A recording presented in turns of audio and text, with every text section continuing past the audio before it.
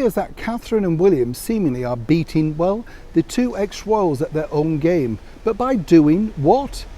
Hi, good morning, Neil Sean here in the very heart of London. Nice to have your company as ever. And also thank you for your very kind comments about that recent video regarding the Beatles and that royal connection. Great fun to film that. And yeah, I know I often say this, but yeah, I like to share these things with you, then you know what it's like. When you go on these places, and you find these places, when you look at it, on a picture online or in an old newspaper or magazine, you always think these areas are going to be more glamorous, don't you? And then you see it and you go, okay, is this it then? Now, well, the thing I figured was, even way back in 1969, you wouldn't have been able to see the Beatles, would you? So it wasn't a clever PR thing in one respect, because the building's so high. How would you have seen them, But what a great royal connection, eh? Diana's protection officer being the first policeman on site to sort of tell off John Lennon. Bit of a coup if he did nothing else, isn't he?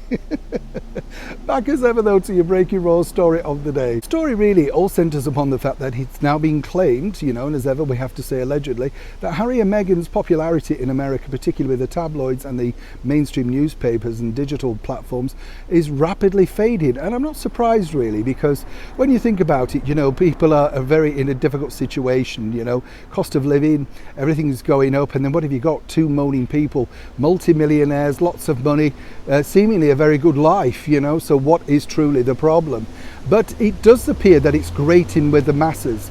And that's really because each time you do an interview, if you're just going to moan about how hard your life is, then that's problematic. Now, as we know, Catherine and William are going over to the United States towards the end of the year. Well, William's down. I'm sure Catherine will be definitely going. But their popularity has had a massive upsurge. And as I've told you before, this is truly all to do with the fact that they're very engaging on Zoom, YouTube, social media. They're telling the public exactly what they're doing, why they're doing it. And it's nice to get involved and see exactly the good works of the British monarchy rather than hear all the negativity from Harry and Meghan. But really, it's Catherine who's turned it around, and here's how. Recently, we've seen pictures of Catherine shopping, Now, I know that might sound strange, but, popping into local supermarkets. Not set up at all, trust me. These are just people who've snapped her and then said, oh, we noticed she was in this. And then only at the weekend we saw Catherine driving around Windsor herself, she knows Windsor. But I guess she was sort of wanting to just reacclimatise herself. She's normal, she wants to go for a drive. Obviously there's some protection following her, but nonetheless, these are images that really sort of resonate with the wider public, It's them and us, isn't it? If you like us, well, we quite like you. The difference between that and, of course, Harry and Meghan is they're moaning about their security, how secure they're going to be, private jets. It's kind of a 1970s rock and roll lifestyle that we all used to like to watch. The TV's out the window, that sort of stuff. But really, it does seem a little bit old-fashioned. And I can see exactly how Harry and Meghan are falling off that platform of popularity, while William and Catherine, by doing simply normal daily activities and engaging with the public in a positive way, are simply winning. Plus the fact it's not costing millions of dollars as it is Prince Harry for, of course, Sunshine Sachs and the rest of that team that work alongside them.